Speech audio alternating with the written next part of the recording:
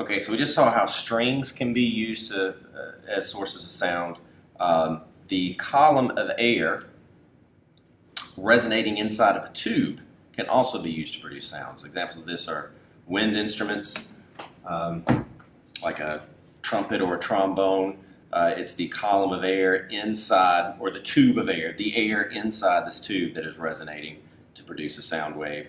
And by changing the length of the tube, you can change the pitch of the sound that is generated. Other examples of this are a chimney howling as the wind blows by, or hearing the ocean in a seashell. What you're hearing is the resonance of the sounds that match the resonant frequencies for that seashell. This is an example. If I spin this thing around, we hear that it is resonating, producing specific frequencies. Notice that the frequency jumps. Try and spin it the other way. So we're hearing that those specific frequencies, those specific harmonic frequencies that match the length of this tube. Just like the strings had specific harmonic frequencies, specific resonant frequencies, the fundamental, the first overtone, the second overtone. That's going to be true for tubes as well in a very similar way, which we're about to look at. So here's some more examples. These are pipe organ tubes, and this lets us see that as the length of the tube changes, the length of the frequency produced will change.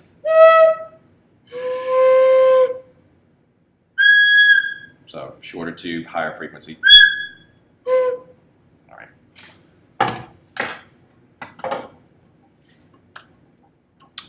Now, whenever we're looking at these columns of air in these tubes, it's the air itself inside the tube that's actually resonating.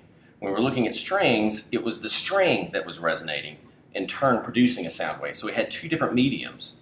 So we had to look at the wave on the string separately from the wave in air. That won't be the case when we look at tubes. It's the air inside the tube producing a sound wave in air. So the velocity of sound can be used when we determine the wavelength or the frequency of the fundamental and the overtones and that sort of thing. So that actually makes dealing with tubes a little bit easier than dealing with strings. Now there are two types of tubes we can deal with. We can look at tubes that are open on either end, or we can look at tubes that are closed at one end. It doesn't make any sense to look at a tube that's closed in both ends because the air inside is trapped and not free to vibrate. So we're always going to look at tubes that are open at both ends or closed at one end. So we call these open tubes and we call these closed end tubes. But remember, just one end is going to be closed. So let's first look at open-ended tubes. In an open-ended tube, in order for the resonance to occur, you have to have an antinode at either end. Remember, a node is a point where the motion is minimum, where the interference is always destructive. An antinode is a point where the motion is maximum and the interference is always constructive. Now for a string, you had to have a node at either end of the string in order for resonance to occur. So the fundamental was the lowest frequency at which that would occur. Looked like this. The first overtone was the second occurrence. Looked something like this. And so on and so on. We looked at the harmonic series for a string. For a tube, since the air is most free to vibrate at either end because either end is open, you have to have an antinode at either end and a node in the middle. So the fundamental looks like this. Now, remember, how much of a wave are we seeing here? This is 1/2 of a wave. How much of a wave are we seeing here? It's also half of a wave. Might make it a little bit easier if we were to draw the full wave and then look at it in fourths. This is half of a wave, one antinode. So this is 1/4 of a wave. This is 1/4 of a wave. Therefore, this is half of a wave. So here, for the fundamental, the lowest possible frequency that will produce resonance in an open-ended tube, we're seeing half of a wave, just like with the strings that we looked at previously. If we increase the frequency, decreasing the wavelength, the next occurrence of standing waves will occur the next time we meet the requirement of having a node at either end. Here we have meet the requirement of having an antinode at either end. Here we have two nodes in the center. And how much of a wave are we seeing here? Again, it's pretty convenient to divide this into fourths. This is a fourth of a wave, 2, 3, 4 fourths of a wave. This is one complete wave, okay? Just like the first overtone for strings. So we could continue to go through this, but we would see that the harmonic series for open-ended tubes ends up having the same exact result as we had for strings, okay? So from antinode to antinode is 1/2 of a wavelength. So L here is equal to 1/2 of a wave. L here is equal to 1 wave.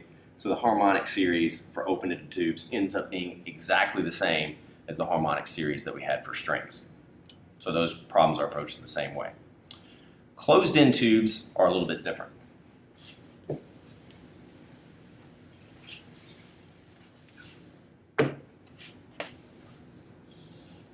Tube is closed, that means we have to have a node at the closed end, because at this end air is least free to vibrate, and an antinode at the open end. So the lowest possible frequency, the longest possible wavelength that will achieve that requirement looks like this. And in this case, we're seeing 1/4 of a wave.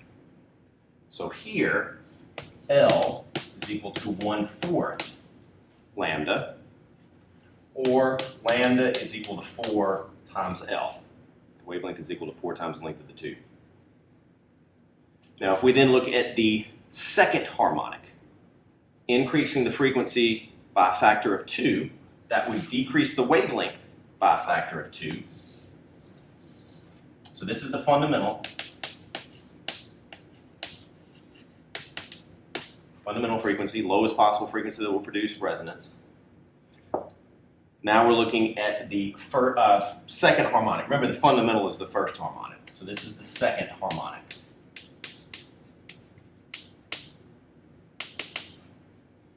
It would look like this. This is if we increase the frequency of the fundamental by a factor of 2. And this does not meet the requirement of having a node and an antinode. So the second harmonic does not exist for a closed-end tube. To get to the first overtone, we have to skip the second harmonic and go to the third, which would look like this. This is the third harmonic. Or we could call it the first overtone, because it is the first occurrence of standing waves over the fundamental. All right. Second harmonic gets skipped. Third harmonic is the next one that would produce a standing wave. Here, the length of the string, the length of the tube rather, this is 1, 2, 3 fourths of a wave, or lambda is equal to 4/3 times L. If we were to look at the fourth harmonic, increase the frequency of the fundamental by a factor of 4, that would look like this.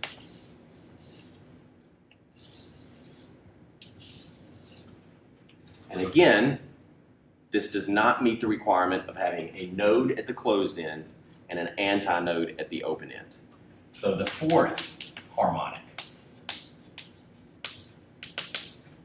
does not exist. To get to the next occurrence of standing waves for a closed-ended tube, we have to go to the fifth harmonic. That would look like this. Node at the closed end, antinode at the open end. This could also be referred to as the second overtone. Here we are looking at 1, 2, 3, 4, 5 fourths of a wave. So here L is equal to 5/4 lambda, or we can say that lambda is equal to 4/5 times L. So the result we get for closed-end tubes is similar in some ways to the result we got for strings and for open-ended tubes. But if we were to continue this series, we would see that all the even harmonics do not exist. Only odd-numbered harmonics exist. Right? And the multiple of the wavelength that we're focusing on is fourths instead of halves. So the general equation that we run into, so there's a picture from your book showing this, what I just tried to draw here. Notice that the even harmonics are skipped. We go from the first to the third to the fifth. Yeah, only odd-numbered harmonics are possible. Yeah, I don't have, let's see. Yeah, the general equation that we end up with, let me make some room here. Remember that the general equation for strings and then also for open tubes was that the frequency of any occurrence of standing waves is NV over 2 times L. And N would be 1, 2, 3, 4, 5, whatever. It could be any, because any harmonic is allowed for strings and open-ended tubes. For closed tubes,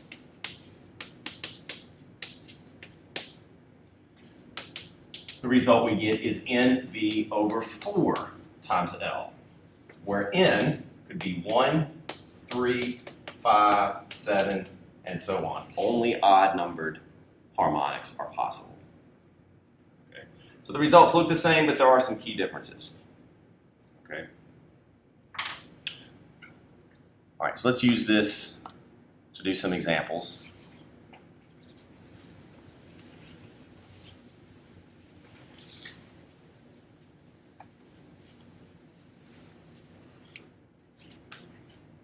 So an organ pipe is 0.5 meters long and opened at both ends. So here we're dealing with the open-ended tube. Determine the frequency and the wavelength of the fundamental and the next two overtones. And then we're going to repeat this for a pipe of the same length that is closed at one end. First, let's do it for the open-ended pipe. All right. So we're asked to find this for the fundamental and for the first two overtones. We are given the length of the pipe.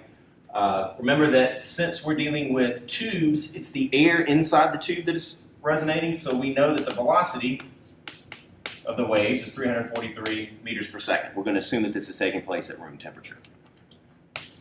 The length of the pipe is 0.5 meters. We want to find the frequency of the fundamental, the frequency of the first overtone, which is going to be the second occurrence of standing waves, and the frequency of the second overtone, which will be the third occurrence of standing waves. And we also want to find the wavelength associated with each of these frequencies. Now I'm going to sketch each of these occurrences of standing waves as well. So let's start with the fundamental.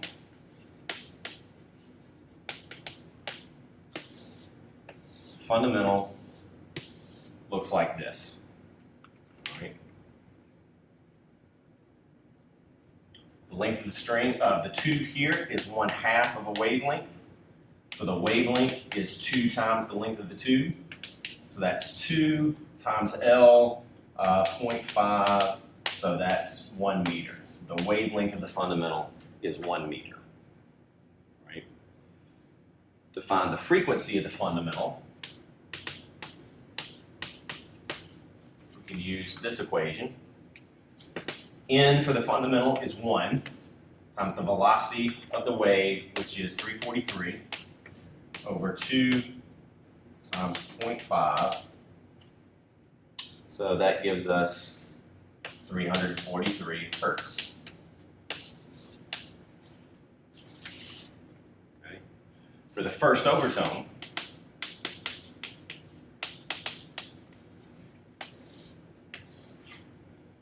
that's actually the second occurrence of standing waves.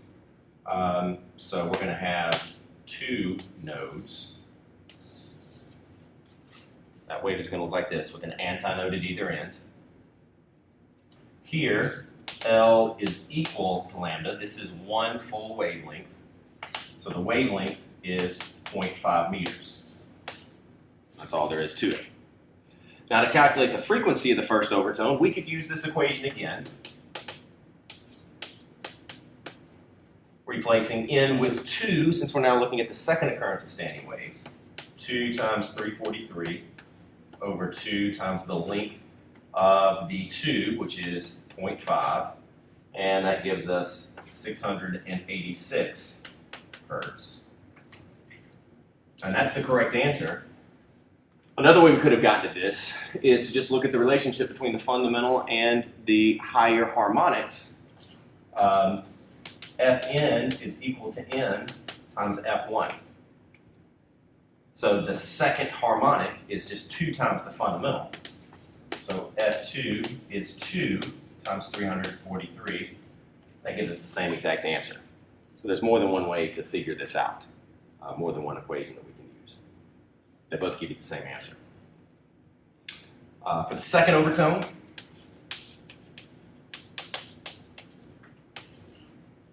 that's actually going to be the third occurrence of standing waves. So we're going to have 3 nodes in the tube and an antinode at either end. So if we look, this is 1 full wave and then a quarter of a wave at either end. So this is 1.5 waves, or 3/2 of a wave. So here L is equal to 3/2 times lambda. Lambda is equal to 2/3 L.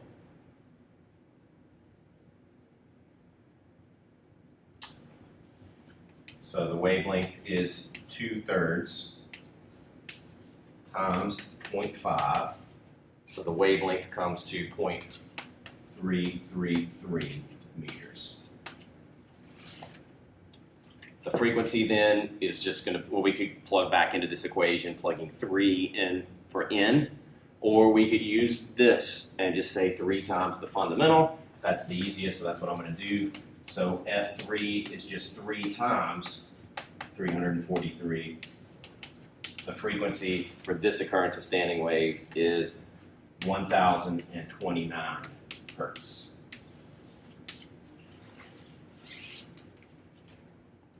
All right.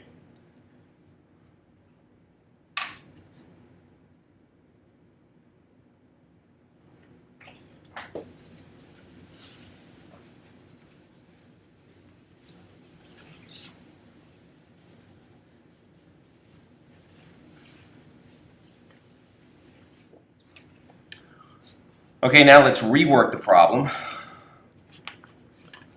For the same pipe, let's just have one end being closed. So I want to do the same thing. First I'm going to find the fundamental. Only now we're looking at a pipe that is closed at one end. We'll make the pipe a little thicker so it's easier to see. The fundamental for a closed-end pipe looks like this, all right, which is 1/4 of a wavelength. So the length of the pipe is equal to 1/4 lambda, or lambda is equal to 4 times L. So that's 4 times 0.5. So the wavelength of the fundamental where the end is closed is 2 meters. The frequency of the fundamental here